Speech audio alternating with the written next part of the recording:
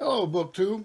This is the 12 Days of Litmas, day 11. My go-to books when I'm not feeling it. And this is a project created by Adrian at Stripped Cover Lit. And the day 11 prompt is the next to the last one, of course. So, I sat down and thought about this for a while. I read multiple genres. I read a lot of nonfiction, many types also. And so if I'm not feeling it, I may go from a history book to a science book, or I might go from a novel to poetry, or might go from a book to a magazine. So I struggled a little bit with the prompt, but it's a good one because it made me think about what I do. And probably my most typical reaction, say I need to cleanse the palate. I've had just too much of one type of book, or I just need a change, and I get like that. I'm a rather moody reader. Something will catch my eye while I have 10 books going all the time, and if I may come to one a month later and finish it.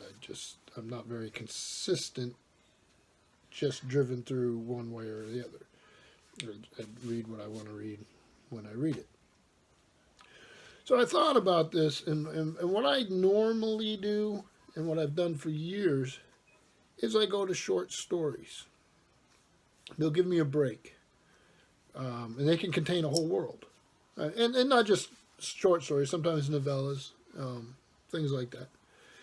And out of long habit, because of my reading history, I tend to go for science fiction or fantasy short stories. I do read some, like Hemingway and stuff like that. But when I need a break, when I need to move on and just have a little palate cleanser or a change of scenery that happens quickly and can restart my motor here, I go to science fiction and fantasy, and preferably science fiction and a lot of times vintage stories. So you see this bookmark here because recently on a video, this is famous science fiction stories, Adventure in Time and Space, 35 great stories of the world of atomic power, rockets, robots, time and space machines, etc., edited by Raymond J. Healy and J. Francis McComas, which is a modern library giant. And I was doing a video the other day, and I wanted to use the story Nightfall. And there's plenty more in here. So I may dip into one of those. I tried it, even though they're vintage stories. I try to get ones I haven't read before. I used to have many, many more of these volumes around, and a lot of times it was Science Fiction Book Club where you could get these collections in hardback. I would read many of them. Obviously, many of them came out in the pulp magazines or the digest-sized science fiction magazines over the years, and they still do. Some wonderful stuff being published now. I don't have a lot of the modern anthologies, and I will remedy that. So here's one from the fantasy realm. This is an anthology of adult fantasy, Kingdoms of Sorcery, edited by Lynn Carter, who was huge in the whole sword and sorcery genre, as an editor and as a writer.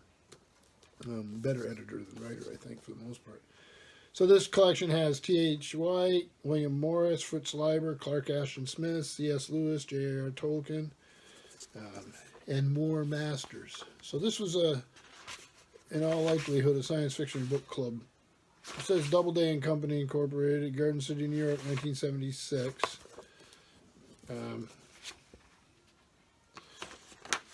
There is Lynn Carter right there. And you might see him on YouTube in some of these older, I think I saw him once at an award thing with Anne McCaffrey when I was researching a little bit on Anne McCaffrey, because Elena Macrodina and myself are reading Dragon Quest right now. So, yeah, there would be an example.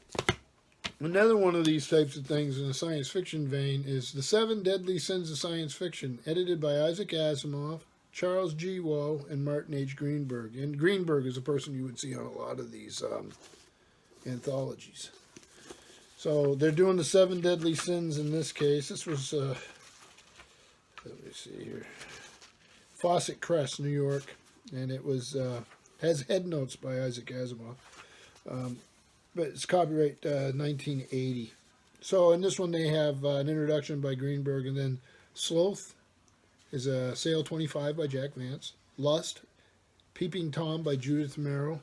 She did an anthology years ago. I can't remember, is Britain Swings SF or England Swings SF, something like that. Then Envy, The Invisible Man Murder Case by Henry Slezer, or Sleazer, I'm not sure how you pronounce it. Pride, Galley Slave by Isaac Asimov. Anger, Divine Madness by Roger Zelazny. Gluttony, you have two of them here, The Midas Plague, Frederick Pohl, and The Man Who Ate the World, Frederick Pohl. Then you have Avarice, Margin of Profit by Poul Anderson, who is one of my favorite all-time science fiction writers.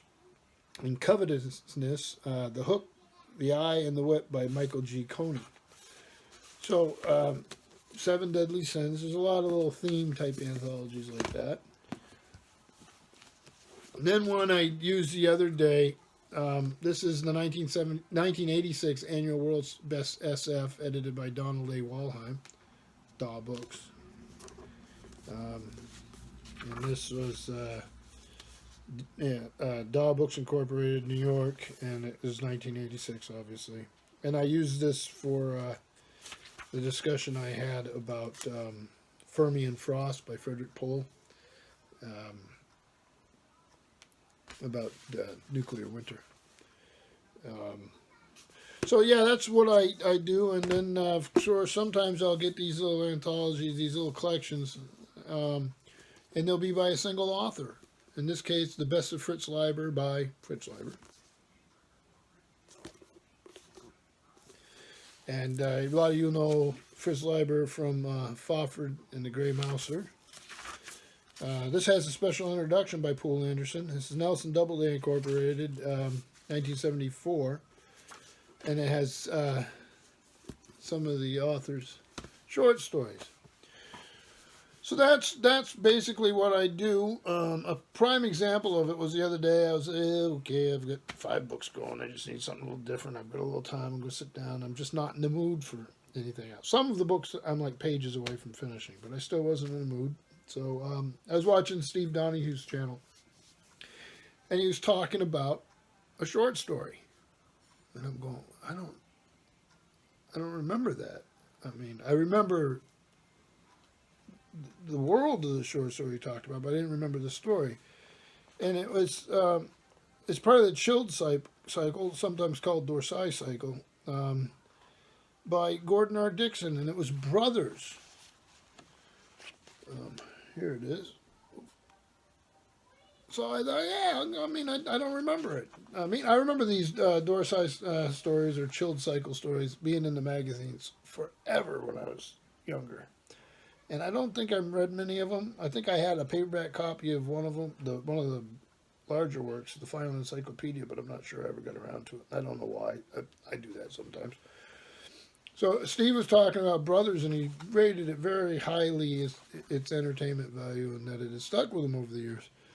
So it gave me an excuse to go to this paperback I have here. It's Astounding, John W. Campbell Memorial Anthology, edited by Harry Harrison, introduction by Isaac Asimov, and this is the first time in paperback. It's a Valentine book. It's a final tribute to the great editor, and it came out in '73. But this is for the first printing of December '74. It has a cover art by Kelly Frias. Many of you will recognize this. Back when a paperback could have cost you about $1.95. So I went and I read this story, Brothers, and loved it. It's longer than a short story, but absolutely loved it. And it stood alone. I didn't need to have read the whole cycle. Not sure what I've read and what I haven't, to be honest with you. But I really, really enjoyed it and understand why Steve talked about it the way he did. Problem is now, of course, I'm going to want to hunt down the rest of them. And I don't know how easy they will be to find. But it was an excellent, excellent story. So that's what I do when I I'm in a funk, or need a palate cleanser, or need to reroute my reading a little bit, and I go for the short stories, a lot of times vintage SF and or fantasy, sword and sorcery, any of that sort of thing, where I can get a compact little world that takes me away for a short amount of time. So thank you to Adrian at Strip Cover Lit. We'll leave a link. And thank you to Steve for the suggestion of the story. And thank you, Booktube.